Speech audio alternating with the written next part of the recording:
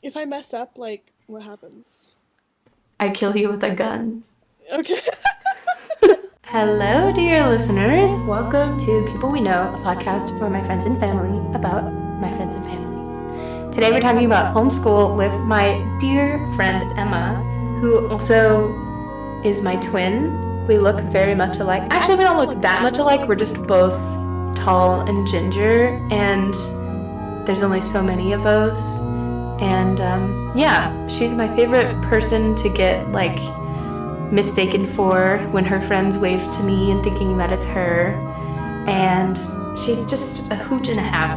She's also an organist and pianist from Western North Carolina, currently getting her master's from Appalachian State University. She's an active performer and can't wait to travel performing when she graduates in May. And she hopes to be a teacher and church organist full-time post-graduation. And she is kind of low-key already doing that, so go Emma, you rock. Thanks for coming on, by the way. It was so much fun talking to you, and enjoy. Hi, Emma. Hi, Sally. What's your favorite book? The Book Thief. Oh, I've never read that. So good. I actually watched the movie first. Yes. Okay. And then the book is... You liked the movie so much that you decided to read the book? Or I did, yeah. And it's I read it in middle school. So, in high school. So it was the first, period drama where it was, really captivating, really sad, heartbreaking, but also digestible for a 14-year-old. I think a lot of people at my school had to read it for school, but not me. Good. So heartbreaking. Hey, speaking of school. Ooh. How's that? Where'd you go to school, Emma? I go to school at Appalachian State University in Boone, North Carolina. I'm in my second year in the master's program. So I will graduate in May with my master's in organ performance. Yeah, you will. And where did you go before that? My undergrad was at Young Harris College in Young Harris, Georgia. It's a small private Methodist-affiliated university. It was really great. I had my piano degree from there and then decided to get my master's in organ, so keyboard. And what about before that? Oh, before that, going all the way back, I was schooled at home. Wow, what a good transition into today's. So you're from Western North Carolina, and you're from the middle of nowhere, is what I understand. Yes. Literally the middle, so far away from establishments.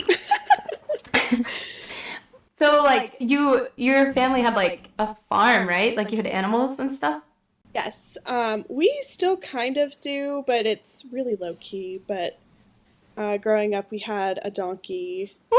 We took care of cows. They weren't technically ours, but we took care of them because we have a lot of fields. And of course, lots of dogs, cats. Really nothing out of the ordinary, but that was before I came along. So how much land did you live on then? We live on you still property. Yeah. And my grandmother owns 100 acres? Is that what you said?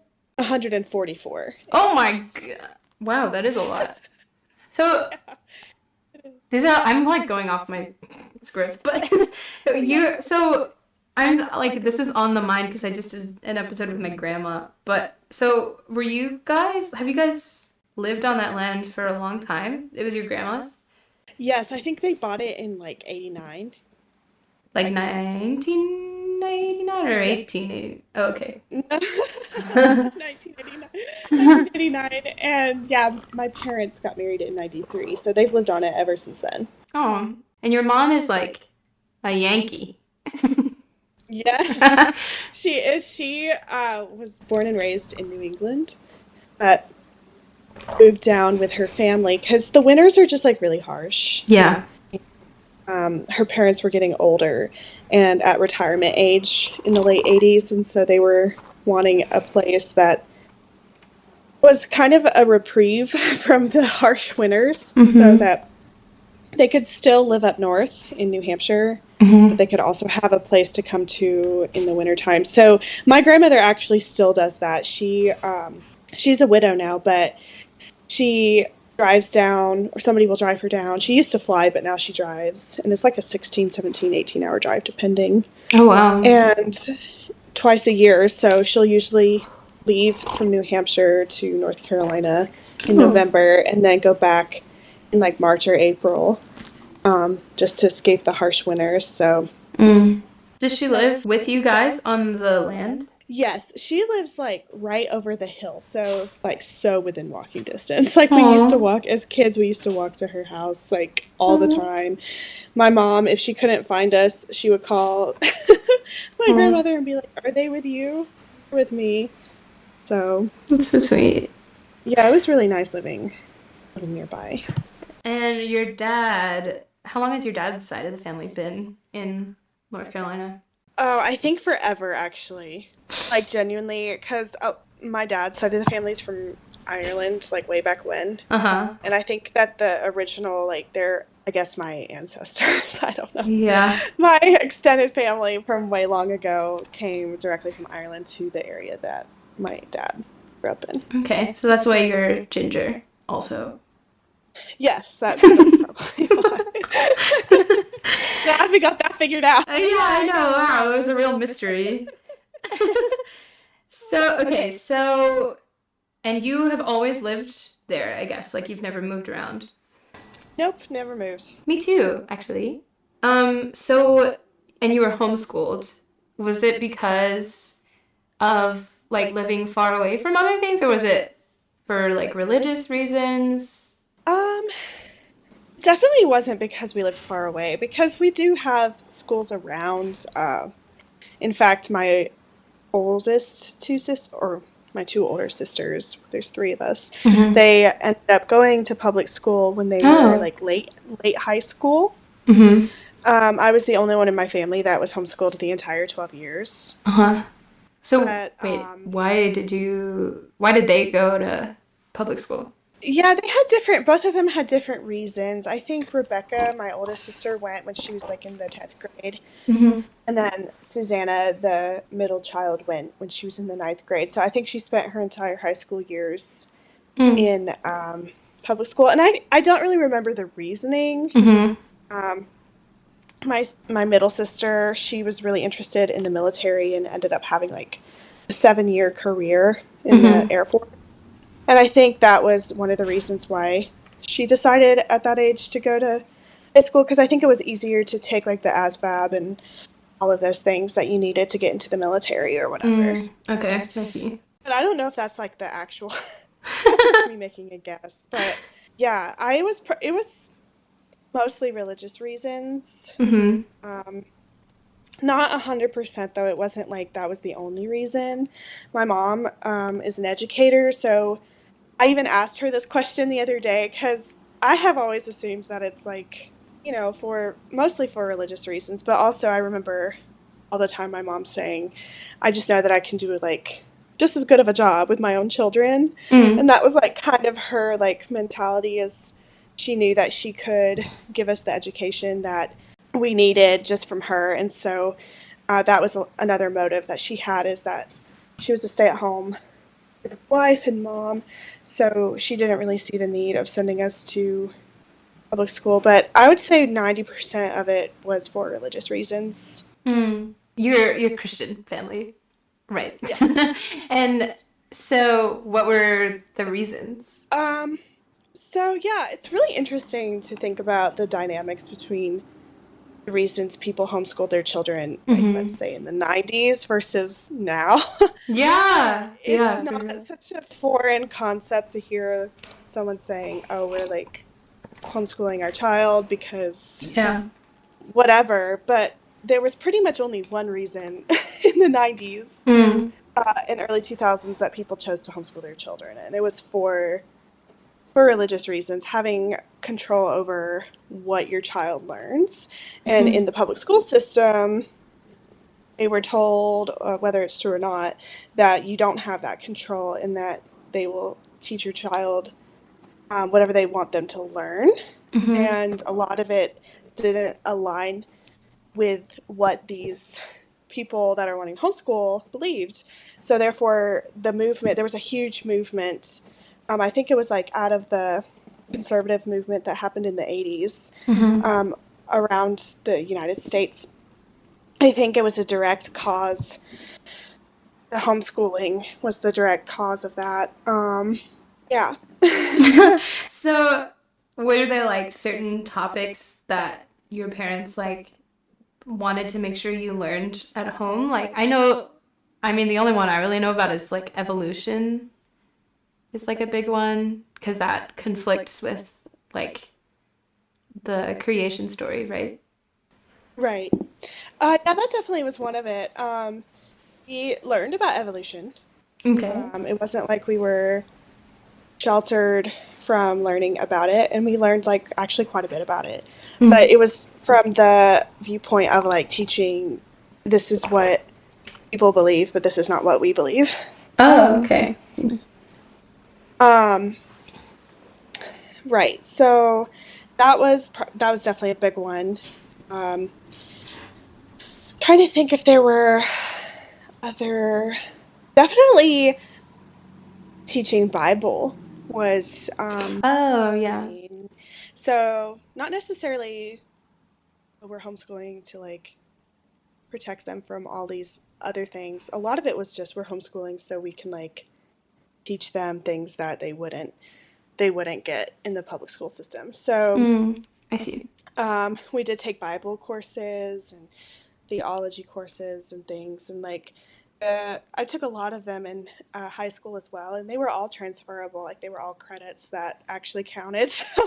It was Oh. so it wasn't like a useless course, but Mm-hmm. it was definitely like, okay, we're going to teach them Bible and what they need to have as good little Christian children.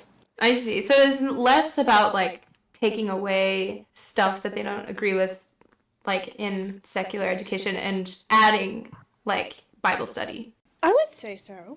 I think it was, I think it's a little bit of both, Mm-hmm. but I never really translated it as we're trying to shield you from the woes of the world. I mean, that definitely is there, especially in like my extended family is all homeschoolers as well, and Mm-hmm. everybody has their own little brand of homeschooling. Like nobody homeschools the same, and nobody really believes in homeschooling their children the exact same way. So there's lots of different variations. So Mm-hmm. I like there's definitely people in my family that their goal was to like shelter, shelter, shelter, like don't let them interact or get out with like people who don't think like us. But that Mm. was not at all the case with my family. We were very active in our community, and um, I never felt deprived of like social interactions with people who were different than me. So I I'm see. thankful for that because that's not always the case. Yeah, that is interesting. I just thought of a question that's not on my list, and I don't know if you'll want to answer this, but I'm wondering about Okay. learning about sex and like biology because I remember, oh my God, shout out to Nina who listens to this, but she was in my health class where we learned about it, and it was so awkward. And now I'm trying to imagine like doing that with my mom, and that sounds. Shout out to my mom also who listens, but. um, yeah, we see that is such like this is such a rabbit trail I because know, it yes. could literally go in so many different directions. Because the thing I'm thinking of right now is like purity culture, Mm-hmm. uh, which is also definitely something that a lot of homeschooling families, especially ones that are, obviously doing it for religious reasons, that Mm-hmm. is definitely something that is embedded in us. And so that is kind of directly correlated to the whole sex talk and like, Yeah. calling private parts by like fake names and stuff like that. But I never, we were never like told lies, you know. It wasn't like, oh, Yeah. this is a cookie. It's like, Oh my okay. God. Um, I never remember having the whole this is how sex works Mm-hmm. necessarily. I think it was in our health classes, but I never remember actually like hearing my mom or anybody in my family talk about it. You Because blocked once it again, out. my family, yeah, my family is like not pro sex before marriage. Yeah. So they probably didn't see the need to teach their eighth Yeah. grader about how Yeah. intercourse works. So like I understand some of it, but I also like I definitely had to learn a lot my first Mm. semester in college when I would hear all these um things and I would like have to become acquainted with Urban Dictionary because I'm like, what Oh does this my even God. mean? Yeah, I definitely like was on the Urban Dictionary pretending to like even in public school, I was like pretending to know stuff and then like looking it up. Yeah. I know, just laughing along and acting cool, but inwardly you're like, I've never heard of that. But did you like not figure it out until college? I figured it out much later than probably the average person. I figured it out, I think, around 16 and 17. Okay, I see. Well, actually, I take that back. My older sisters were, you know, in public school, and I can't remember if I learned it from them. I don't think I did. Our family doesn't really talk about that. Yeah. So it's like we're very private about things. So it's not something you really talk about. Mm, We're better now, but like back then, it was, especially whenever I was that young, it was not something you really talked about. But yeah. I think I was around 17 whenever I remember like connecting the dots, which was a crazy experience. But yeah. Yeah. Okay. Yeah, I think, I mean, most kids, well, I don't know if this is true, but I feel like a lot of people just kind of figure it out over time with like context from other like older kids and Yeah. stuff. Right. Um, so you were taught by like just your parents. You weren't in like a homeschool community. No, I wasn't. I was not. But a lot of my friends were. Oh. So I did things with the community, but I wasn't like registered as a member of their groups or whatever. Mm. But I would be invited to like I was actually part of their like graduation. So that was Oh, that's cool cool. because I got like an actual graduation, which was like more than I could have probably hoped for. Yeah. What does homeschool graduation look like if you're not in one of those? You walk around the kitchen table. Da, da, da, da. Da, da. Oh, that's so And your dad hands you your diploma. sad. I mean, honestly, you're not too far from it. Like, that's.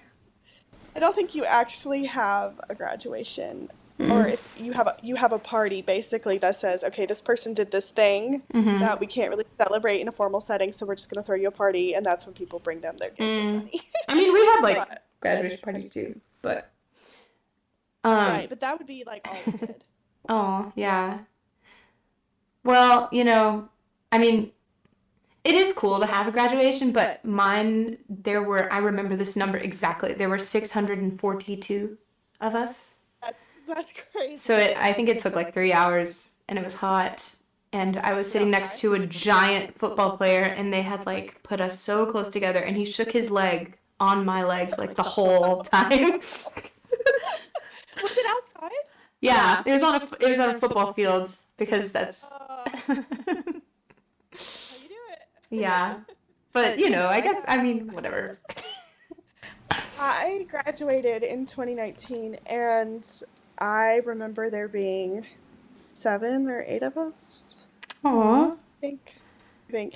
And Yeah. they were all people that I had not necessarily grown up with, but I had known for some time. So Mm-hmm. that's pretty cool. I don't keep up with any of them. They were never really my besties, but Mm. yeah, at least I got an actual graduation. So Yeah. So, how does the like, if you were in the homeschool community, which I guess you would kind of like, sort of were, but how does that work? Do they like certain parents teach certain classes or? yes, actually, exactly Oh. right. So they'll pull from either certification. Like if it's a really good homeschool program, like the parents will already be educators. Uh-huh. um, but that's not necessarily the case. Like you don't have to have any kind of certification to teach your own children. So Mm-hmm. a lot of times it's just, oh, Michael, you're a history nerd. How about you? How about you teach our children about the Civil War? And Uh-huh. oh, Rebecca, you're really good at science. That's usually how it is. Mm-hmm. From my experience of just like overhearing and just like being part of the community, it's usually people just pull on their strengths. And then sometimes you're not as lucky and you will get a parent that hates math but is the only one that is willing to Oh. teach it. Um, but yeah, that wasn't the case with me. My mom did it all. Is there any sort of like standard of learning, like in public school, or at least in Texas, we have like TEKS, and that's like the name for like, oh, in music class in third grade, you have to learn the length of notes or like stuff like that. Like, do you have that in homeschool? We have end of year assessment exams, just like middle Okay. school kids would do. And I think that's probably the best gauge for people. I'm sure there's probably something now, but in the early 2000s, it was every April or May you took Yeah. these like comprehensive exams that would tell you what level you were at, um, and if you were below average, average, or whatever. And it would, I think that's probably, other than just like maybe common knowledge about Mm-hmm. like, okay, my child is this old, he needs to read. Yeah. um, as far as like the really specific things, like you were saying with music, Mm-hmm. I don't know if there was an actual rubric that was passed around in the homeschool community, but I think it Mm-hmm. was probably the end of year assessments Mm. that showed people like where where their child fell. Mm. And so, is there any sort of like protocol if the kid doesn't pass? Um, no, I don't think so. I think it's up to the parents' discretion. See, there's like a lot of um, gray area with this topic Mm-hmm. because it's just such a broad topic, and Yeah. I think everyone kind of handles it differently. Mm-hmm. But there's also like a lot of room for, un- I guess, for error because on one Mm-hmm. hand, you have all these parents that are like wanting to give their child the best education, but then it's also hard for parents to admit that maybe their child needs to be held back a grade or maybe their child Mm. isn't at the level they need to be. So Yeah. like in my own personal experience, I've witnessed parents like either pushing their kid just to say that their kid is in the fourth grade or getting scared because they realize that they don't have the resources themselves to help their child out. Yeah. Whereas, like in a public school setting, there probably would be somebody that would either Yeah. recognize it Hmm. or be able to find somebody to help that child. But like when you're in charge of teaching your child everything, and let's say you're not certified Mm-hmm. um, in anything, and your child presents like maybe it's becoming apparent that they have ADHD, but you don't, Mm-hmm. you know, a lot of parents don't take their kids to the doctor to get diagnosed. Right. Yeah. That child just keeps progressively falling behind because they don't have the resources and the parent doesn't know how to give it to them. Yeah. So there's a lot of like I'm not saying I'm pro or anti. Like Mm. I think it's a really good resource if it's done right and if it's good for that child, but homeschooling is not great for every single family because there's been so many screw ups because of it. Yeah. I know. I feel like, I mean, I've definitely heard story. I don't know how common it is, but I've heard of, I don't know, parents like neglecting their kids and like not teaching them anything and calling it, homeschool. But I think that Yeah, those people are going to neglect their kids no matter what, whether they're forced to go to school or not. So I don't really exactly. know. It's really, yeah, I think it's even worse though when those kind of parents are the ones homeschooling because at least when the child goes to public school, they're getting something. Yeah, true. Even if they're not getting what they need at home, Yeah. at least they are like able to like leave the house. And yeah, Yeah. not to get like a sensitive or like triggering subject, but I have often thought about like what if I was in an abusive household that was homeschooling me? Mm-hmm. Like I would have no escape. Like Yeah. not no one would help me because my entire extended family were homeschoolers as well, so there weren't really even any voices in my family, you know. Yeah. So if that had been the case, that would be just like really tragic, and like we know that happens. So that's just really unfortunate. It is, But yeah. thankfully, I was, obviously not in a household like that, but I can't imagine being a child just like having no advice, like no, Yeah. okay, I get to go to school and maybe talk to a teacher. Like, no, it's like you're home. You're with Yeah. your parents. Well, even if they don't want to like go talk to a teacher, like teachers are required to report certain things that they might notice, like falling apart clothing or like they have a black eye, like that sort of thing, or like Right, they right. are underfed and. I think it's notable because that is something I'm sure people think about um, Mhm. as one of the cons of potentially homeschooling your child, but people do homeschool their child just to, I guess, get out of the government eye. In fact, I think that's why 99% of people choose to homeschool their children, so the Yeah. government doesn't really get involved, Mm. at least to the degree that they probably could in public school. Mm. Um, so what was your like school schedule like? Did you have to like get up early and do like certain classes at certain times or?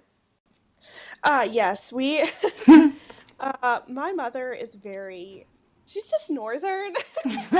Like, I don't know how to describe it. Like, this woman would wake up at 4 a.m. Oh my gosh. Because I remember my earliest memories of people talking to me, or like when they found out I was homeschooled as a child, they would say, "Oh, so you get to like sleep in all day." That was like the first thing everyone always said, and I don't know if it was like negatively portrayed on TV one day about homeschooling, but like that's overall not what happens. I never met one person that was like a fellow homeschooler that just like lounged around and slept in all day. Like we Well, that's started school good. at we started school at 7 a.m. Mm. Um, and we usually got done like early. Like we didn't have an 8-hour school day. Like that's another Yeah. reason people homeschool is so your child can actually be a child from the Yeah. hours of 8 to 3. But um, which I will like be forever thankful for because I practiced all the time. Oh, that's sweet. Um, so yeah, we didn't have certain. I'm trying to think. It was definitely more structured whenever we were in elementary school because by the time I got to high school, my mother didn't teach me anymore. I was taught through a curriculum, like basically online. Oh, okay. Um, yeah, so her specialty is like early education. So by the time we were like in middle school, Mm-hmm. we were starting to get like taught from curriculums and things like that because shout out to my mom for recognizing that at a certain point she just didn't either. It wasn't that she didn't want to, but there were definitely things like she just didn't have the resources to teach, which is Yeah. understandable. You're not like I'm Yeah. thinking about like I don't think I could teach like even a fourth grade math class, to be honest with you. I'm like, oh my God, and my palms are starting to sweat thinking of that. I know it's like incredible to think that for so many years she taught so many different things for all ages. I'm like, how did you do that? But I think we probably did have more of a structure in elementary school. But it was, I never remember really being like, okay, it's 10 a.m. Let's learn. Yeah. Let's learn about this. But it definitely had a good flow. Like we would get in a groove, and it just like we knew we didn't do anything else or until it was done. So we just did Oh. it. So you were doing like Zoom school before it was cool. Yeah, basically. Basically, we were just like, the whole homeschooling thing is crazy to me to think about now, because now it is like not a shock whenever I can like openly say I'm homeschooled. Everyone's like, oh, hey. But like that is Mm. something you didn't talk about growing Yeah, up, there's and now definitely, it is. yeah, I mean, I feel like growing up, we'd be like, ooh, homeschool kids, and like, Exactly. That was it. That was like, yeah. you did everything you could to not say you were homeschooled. And if someone found out you were and they went, oh, you don't act homeschooled, we would be like, oh, that's the best compliment you could Mm. ever you could ever give us, which I kind of hate, because I don't know, I think it's opens up so many avenues for like bullying, to be like, oh, I'm the cool kid and they're not. So Yeah. uh, I definitely did experience that a lot from some of my friends who were in public school. I guess they just regurgitated what they heard from probably their parents, because they Yeah. would say comments about, oh, you don't have any friends. And I'm like, I'm literally hanging out with you right now. Like, Yeah. stereotypes about it. Right, because I guess, I mean, without knowing about it, and I mean, there are people that are neglecting their kids and are not teaching them stuff, which I think is what people are afraid of. And people are also afraid of the kids, like, not being socialized in the way that the rest of us are. Like, middle school is such a humbling experience. Like, I don't know. I think, honestly, like, when people are bullying you about being homeschooled, I feel like that's people's like twisted way of being like of equalizing you, being like, okay, well, you didn't get bullied like the rest of us, so now's your time. I'm gonna do it too. I mean, I can actually kind of see that. Looking back, I can see how that probably, they wanted to give me a taste. That's But so funny. you had friends. How did you meet other people? So I would say the biggest outlet was church, for Mm-hmm. sure. Um, the church we went to growing up had families from all different kinds, like homeschooling, public school, private school, like a big mix, which was nice, because Mm-hmm. we socialized with just about everybody. Mm-hmm. And the town that I grew up in is very small. Everybody knows everybody. So, like my mom, if had 3 kids that were young, and if she met other people who had kids that were young, they kind of just became friends by default. Mm-hmm. And so, of course, we would hang out by default, and then they Mm-hmm. became your friends. And then a lot of our friends were actually our cousins, because we had a huge family, Aw, which is sweet. not a surprise as a homeschooling family. Um, and lots of cousins. So they were probably our best friends, because we saw them at least once a week. Mm. So when I got older, the friendships were no longer just like, oh, let's hang out because our parents said to, or Oh. like our parents are hanging out. They became more music related. So I was involved in Mm. a lot of community related music programs. So I was like Monday through Thursday night, every night of the week for like the whole entire semester. I was involved in something.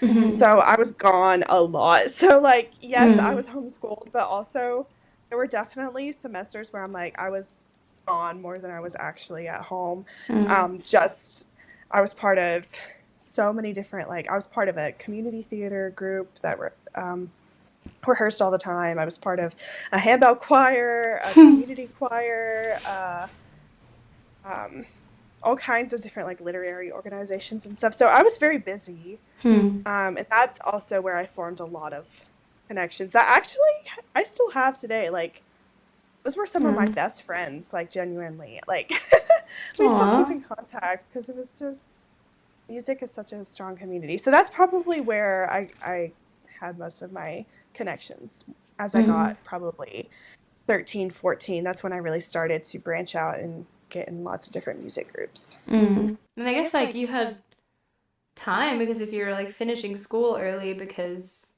you don't have to wait on like all the other kids in the class to learn, it's just you.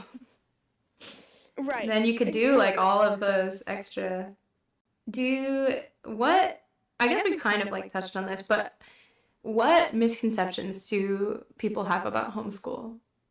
So the biggest misconception, and I'm just going to speak from my family in particular, Mm-hmm. um, the biggest misconception that people had about my particular family growing up was that we were homeschooled as an easy way out. Mm.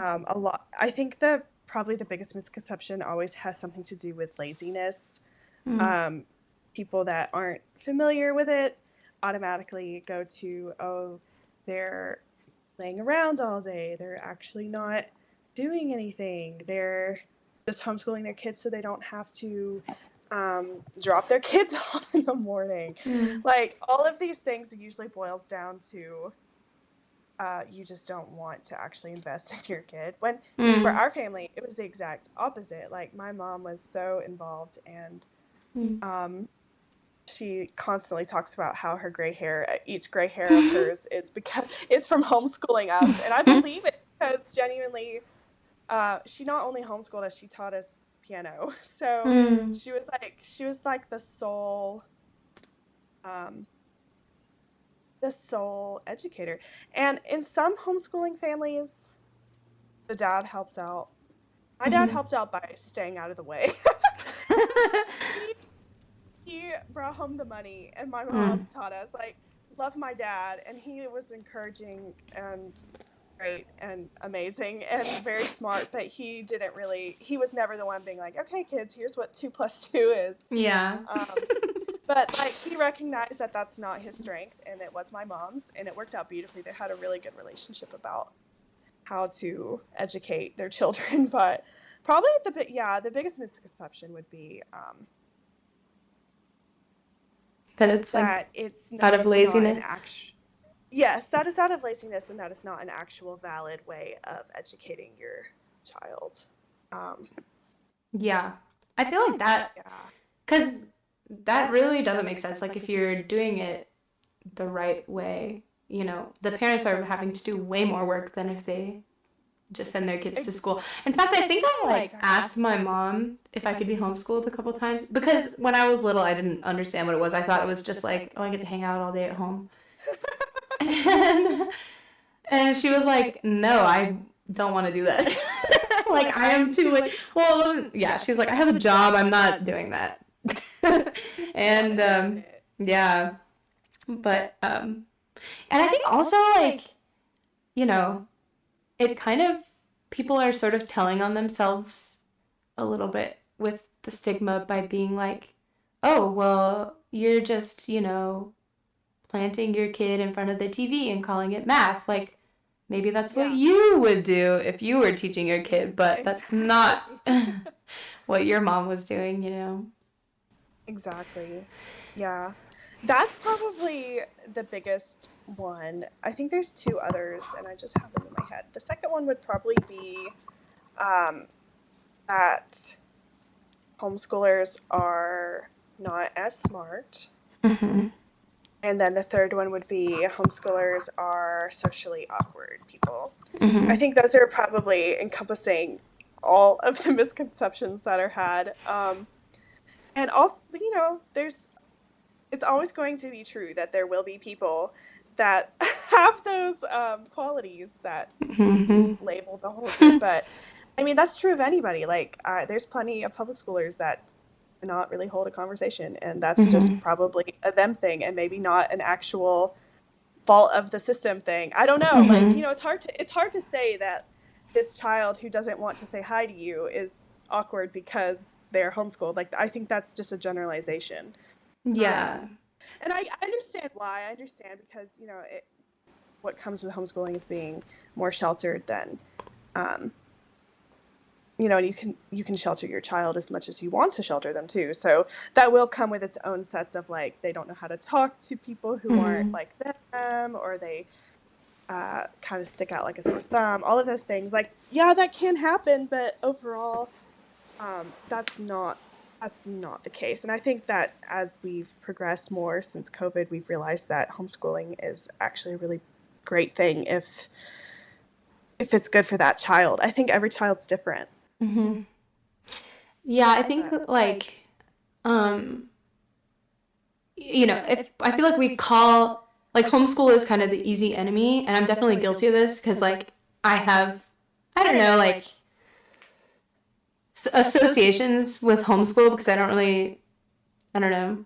know too much about it until I started meeting people that were, in it. And I think like we call homeschool like the problem when really it's like this kid is socially awkward because they had like a parent who wasn't that involved and put them in homeschool and, you know, didn't believe in like putting them in sports or like, I don't know, or getting them involved in like meeting other people. But the vast most people that are homeschooling their kids are doing it out of love and not out of anything else. Right. Exactly. Do you think that, well, I guess you kind of touched on this, but do you think you learned just as much as the kids in public school did in your area? Oh, yes, I learned more.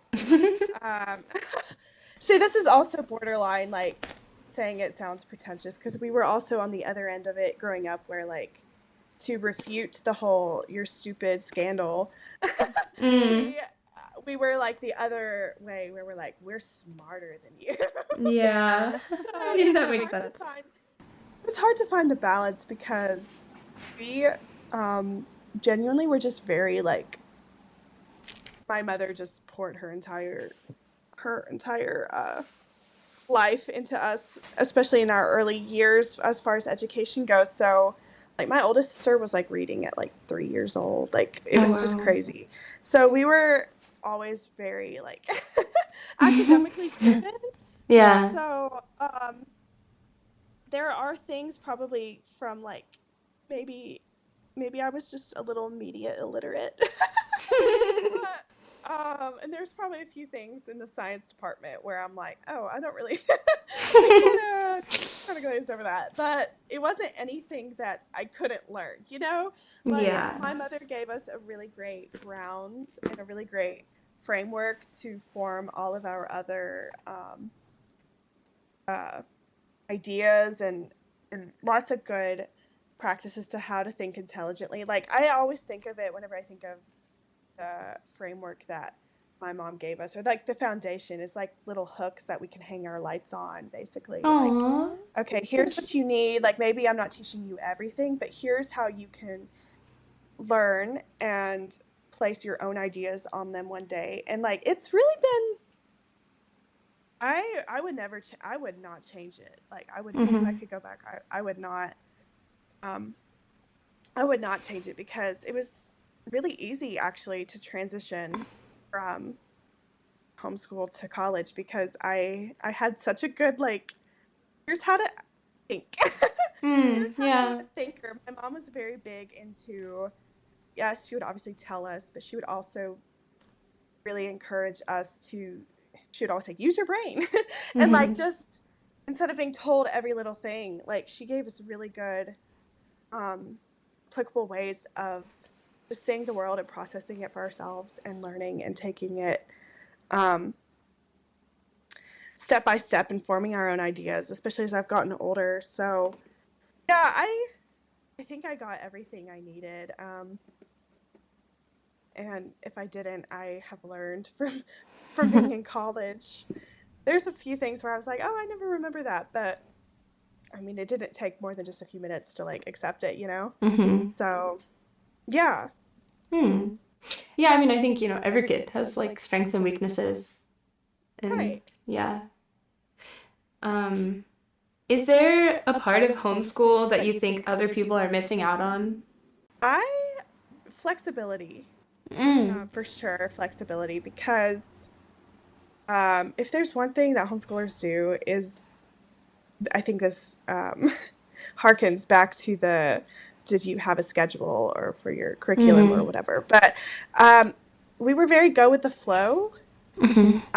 If there was, if there was a day that we really wanted to play outside because it was sunny and 70 degrees, we would Mm-hmm. like get it done early or sometimes even put it off to the next day. Yeah, I know, gasp. But genuinely, like we genuinely had enjoyed our childhood. Like Mm-hmm. we did what we needed to do. Like we learned. We didn't, not learn, but we also were outside all the time. We were, if there were days that we were feeling bad, it was not a big deal, and I know that sick days exist too, but also Mm-hmm. just the flexibility of knowing that, like, oh, I actually can eat my lunch outside and then play outside directly after for hours and then come back in Mm-hmm. and finish, maybe even if it's like, in the wintertime when it gets dark early, we would often spend the majority of the day doing what we wanted to do and then do homework, and not even homework, I guess just schoolwork, because it's all homework. But we would do it, like, at night when it's dark and stuff. So, like, we would Mm. actually be able to just, um, yeah, I enjoy being a kid, Like, Yeah.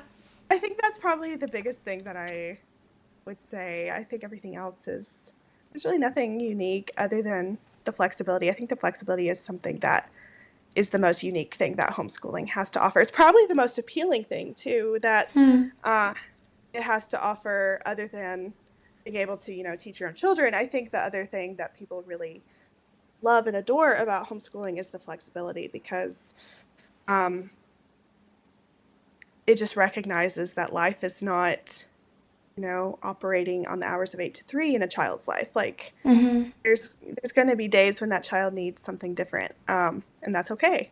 Mm-hmm. Uh, when my aunt got sick, when I was 12 and Mm-hmm. 13, she got sick with brain cancer, and my mother was her caregiver, and so school looked a lot different. Like, it was so different, and it was good because I was able to spend time with my aunt before she passed away, and those are some of my, like, favorite memories, and that's something that I would not have had if I was in school, because I would have to be gone. So Mm. yeah, that's probably the biggest thing. I would think that if there was one thing I would even encourage people to think about if they were wanting to homeschool, is that's it's a really appealing thing to say that you can, like, have free reign over your day. Mm. And you really are the master of your own destiny. Yeah. But Do you think that made you yeah, good at time management? yes, Yeah. I yes, feel if like there's that one thing would. that, yeah, yes, I pride myself in being really good at time management, and I think Mm. it's probably because of the way I was raised. Yeah. But I mean, anybody can be, I guess. But I think I was really used to it because it was, Hmm. you know, if I Yeah. wanted to, like, practice my piano more, I would wake up earlier and get school done faster. um, things like that. I would always do stuff like that, and now I do that all the time. Like, I literally, that's how my day is from morning to night. Is, oh, if I do this now, like. Yeah. So I think that probably, now that you said that, it probably has something to do with being homeschooled, but I never have thought of it like that. Mm. Yeah, I think like yeah, it is good to like today's a beautiful day and I'm gonna go outside and do my work later. Or, like I'm sick right now, so I can't practice singing or I don't know. And like I'm gonna do that later. I think like Yeah. my parents kind of did that too. Not, Mhm. I mean, obviously we couldn't do it as much because I had to go to school, but I remember there were like I think 1 or 2 days in my like whole school life where my mom just like busted me out. And like even like yesterday, like we picked up my sister early for no reason other than we wanted to get dinner and my mom was just like I think that there's value in every once in a while busting someone out of school or whatever and like just it's such a fun like thing to like get to leave early, or Mhm. and just like go outside and like live life and I don't know, I think that was really cool that my mom did that. Yeah, that's Yeah, awesome. I know. Hey. Spontaneity is great. Yeah. Is there a part of public school that you wish you could have had? Like, I don't know, prom or like Polar Express reading when you're a kid or Oh. cafeteria or some kind of like, I don't know, you've seen movies, you know what public school looks like. I've seen Hollywood Yeah, films. you've seen Mean Girls. Yeah. I've seen High School Musical. Oh my God. Is high school like that? I would miss, if it was like that, I would miss the random singing in the dining room. I would the FOMO would be crazy if that's actually what Oh high my school god. was. Wait, we should come up with a homeschool musical. Homeschool musical, that's so funny. Oh my god, I would love to do that. That's Hilarious. Yes, let's do that. That's so good. I remember like high school, just by the way, is not like High School Musical. I remember when I was a kid, I thought that it was going to be like that, and my brother told me like there's like a scene in the first one where it goes through like all the different little like cliques in high school, and it zoomed in on like the skateboarding druggies, and my brother was like, imagine the whole school was these guys, and that's kind of more accurate. I was like, oh, okay, perfect. Okay. Oh Good to know. Okay.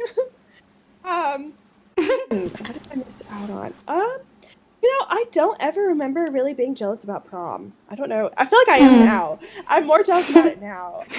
Now that I've had a lot of like experiences wearing formal dresses, I'm like, that would have been fun. Mm-hmm. But then I'm like, I remember my high school self, and I'm like, probably wouldn't have been fun. I just like, I don't know. I don't think I don't know. I would probably say sports.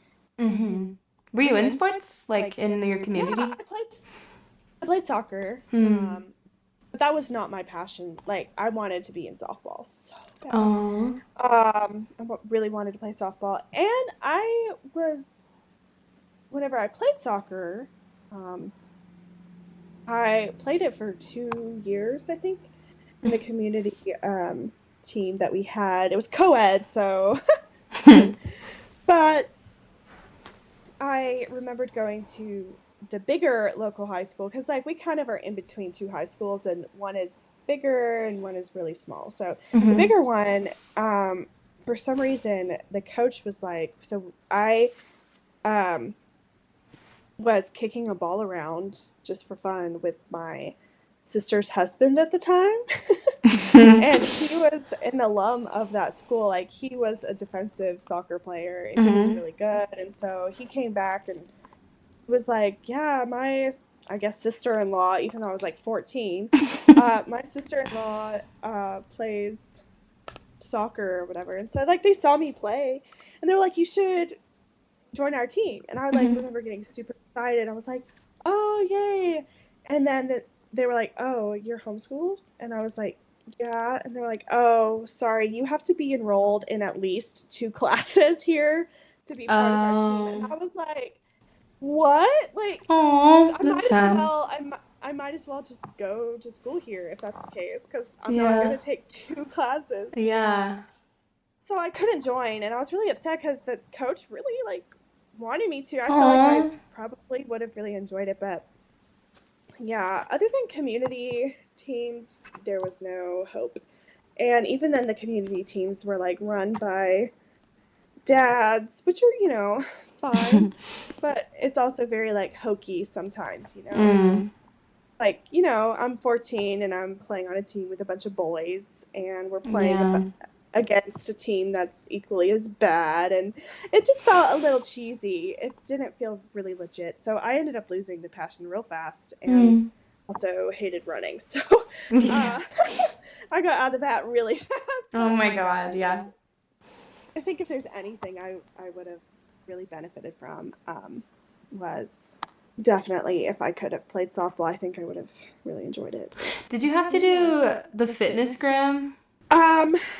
No, we didn't, but we did have to take like PE classes. So my time being in community soccer counted as my PE. Oh, okay, I see. Nice.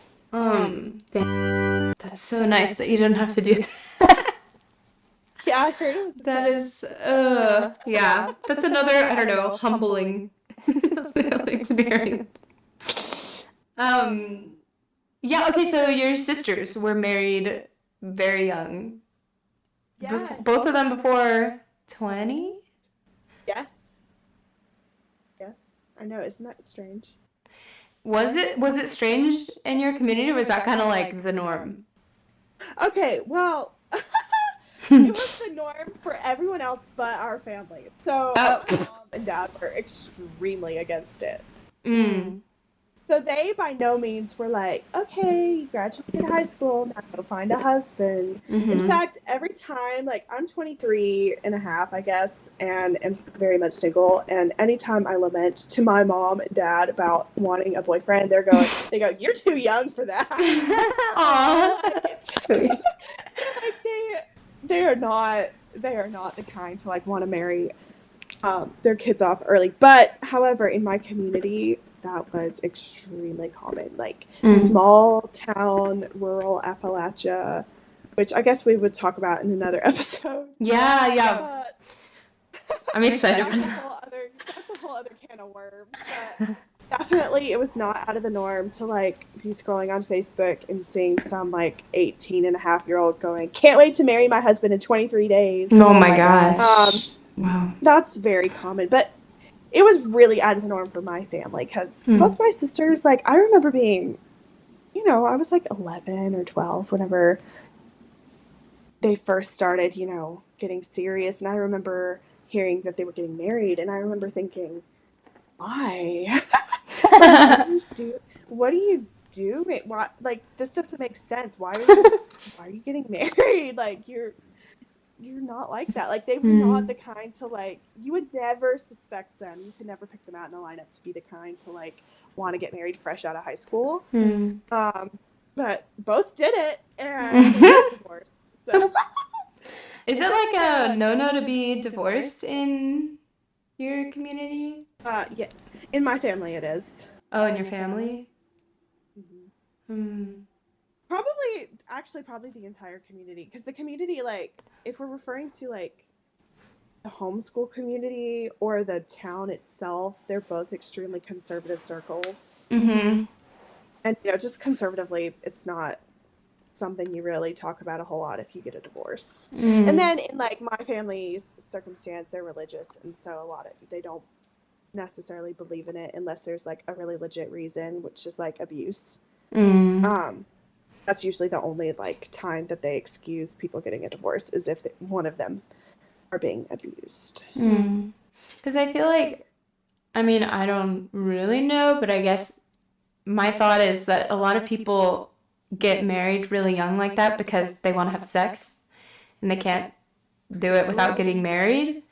But then when you get divorced, it's like, is that not a bigger no-no than just having premarital sex? It is. I mean, literally, like, if you think about it, it's crazy to me to think that we should have a whole episode about purity culture. I would love that. Um, I'm very that curious would about that. be that'd be a really good episode. But that definitely has a lot to do with purity culture. Like, here are these thoughts that men think, but women don't really think. Right, right. And it's like, isn't that a lot Okay. more work to like, spend a whole lot of money on a wedding just to get married, just to do it, than to have kids and then realize you're really unhappy. Yeah, for real. And they always Yeah. say it's not about the sex. They always say that. They'll never say, "Oh yeah, I'm getting married because I want to." Yeah, well, because, yeah, who's gonna admit that? But, like, yeah. Sorry, I don't know if you have cursing on this podcast. Oh, Maybe I should cursing bleep that out. is welcome. Okay, you should bleep that out. That's really funny. Okay, I will. I'll bleep it with like an organ note. I'm trying to like, oh yeah, I'm just gonna save all my questions about that for the purity culture episode, which now I think we need to do because Yeah. I have so many questions and I feel like it's so foreign to me. Because I mean, I definitely grew up in like a conservative area too, but not like that, you know? Appalachian conservative is a whole other beast. Mm-hmm. In my experience, because I like even now I'll hear people like even at App State that'll be like, oh yeah, my family's conservative, and then they'll list like 10 things that would immediately get them shot in my family. And I'm like, okay, I don't think you're that conservative. Like, Oh man. you would be freaking communicated. What denomination of Christianity is your family? We grew up Baptist. Okay. And Baptist is like conservative, isn't it? Yeah, I would say overall, especially in our area. I'm sure that there's different, like, offshoots that are like more liberal, but Baptists usually, especially Southern Baptists, which is what we were. Southern Baptists are very. Is there a difference, or is it just like a cultural thing? No, it's a difference. So like Southern Baptist is an actual like Oh. subsection of a denomination. So it doesn't actually refer to like, oh, we're Baptists in the South. It's actually like Southern Baptists are everywhere. Like you could be Southern Baptist in like California. What's the difference between a Baptist and a Southern Baptist? So there's independent Baptists. Okay. They're not affiliated with Southern Baptist is like independent Baptists prides themselves in being like the name independent. They're not reliant on a greater organization. They don't like Southern Baptists. Basically, it's like probably a hierarchical structure where there's like one big thing and then a lot of different like things that trickle down into little churches and stuff. Okay.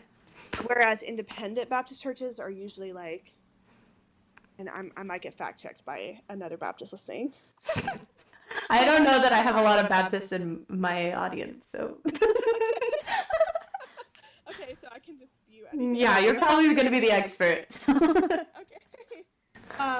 But in my experience growing up in the Baptist church, independent Baptist churches are like usually formed pretty locally. Like you could definitely get a group of people together and form a church. Right. Whereas like Southern Baptist is like their headquarters are, I don't know, like let's say Nashville. And then all the other churches that are everywhere report to that church necessarily. So. Okay, I see. We're gonna have to do a whole other. I have so many questions. I feel like I know nothing about this. So many things we could talk about.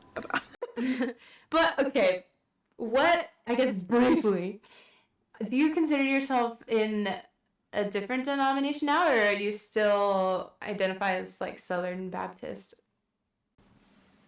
Yeah, I do not identify as Southern Baptist anymore. Like you can ask anybody in my family, they'll say, yeah, Emma's going through a trying time. Because I probably since I was 19 have been struggling with like, what do I actually believe? And okay, I know what I believe, but what place fits that?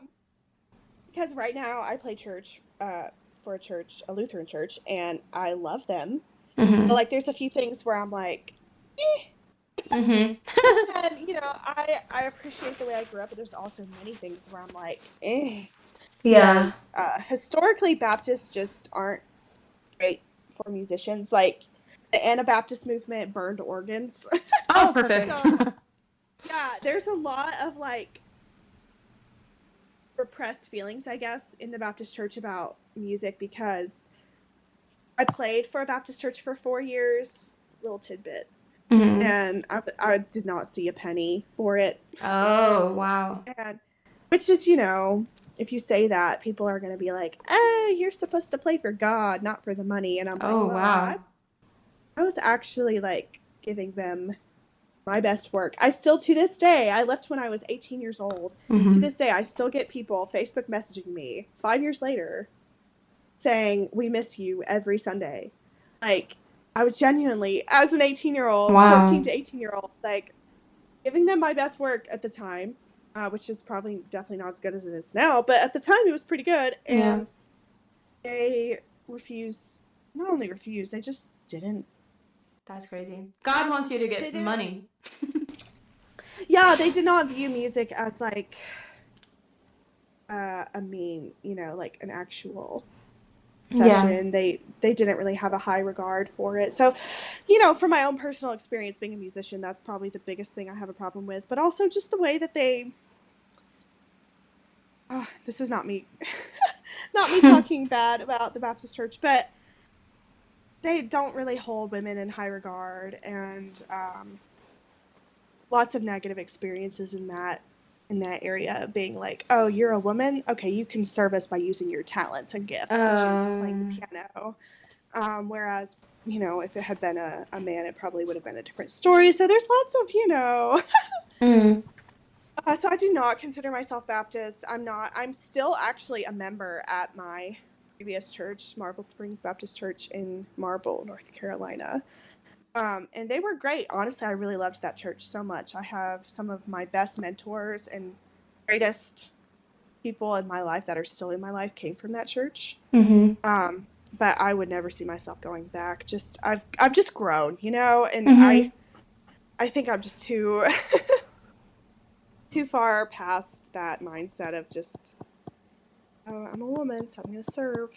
Yeah. So, but then I played for an Episcopal church and a Lutheran church, and I love them both dearly. I love liturgy and the just yeah. That's for another Mm-hmm. episode, so I'm not gonna go. I'm not gonna go Yeah. on that. Okay, so last question.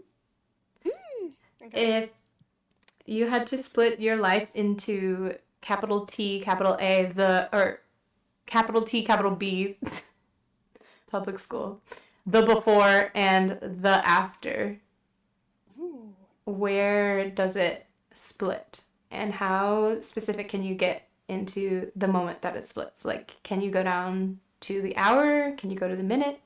That is so cool. Oh, thank Good you. Thank you. question. Stole it from That is Instagram, I really think. oh my goodness. So it's either gonna be uh I really am gravitating towards I think I would normally say when I went to undergrad, but Mm-hmm. but I actually really don't think so because even though it was, a shift and like a lot of life changes happened, I think the most growth I've experienced is when I moved to Boone. Oh, really? So for your Yeah. master's? Mm-hmm. Yes. So I could definitely see myself, and this might change, and I might listen back to this and be like, oh, haha, you're funny. But I could definitely see myself being like 45, looking back at 22-year-old Emma when I first moved away from home, Mm-hmm. because my undergrad was very local and I basically, lived at home. Mm-hmm. Uh, so it wasn't like I was never away, Mm-hmm. So when I moved away for the first time last August is probably when it just everything that came with that, finding a whole new friend group, meeting new people, being away from my previous church, Mm-hmm. um, and I think I do actually have an exact moment because I was sharing this with my sister Mm-hmm. the other day, actually, how I was trying to hold on for so long to like, oh, I'm actually not moved out. I'm actually still living at home. I just kind of live in Boone. Like Yeah. I was in denial that I like was growing up, and Oh, that sounds weird, but like I guess it probably it does does work for not some sound people. weird.